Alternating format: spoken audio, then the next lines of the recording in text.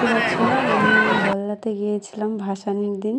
তো আমরা দুপুরে বেরিয়েছিলাম, তো বিকালে পৌঁছেছি। দেখতে পাচ্ছ এত ভিড়, ভাসানির দিনও ভাবতে পারিনি যে এত ভিড় হবে। কি বলবো তোমাদেরকে, তোমরা যদি কেউ এসে থাকো ভাসানির দিন অবশ্যই বুঝতে পারবে কেমন ভিড় হয়েছিল। ভাবতে পারিনি যে এতটা ভিড় হবে 2025-এ, এত ভিড় হয়েছে। এর আগেও গেছি, এরকম ভিড় দেখিনি, এবার ফার্স্ট টাইম এত ভিড় হয়েছিল।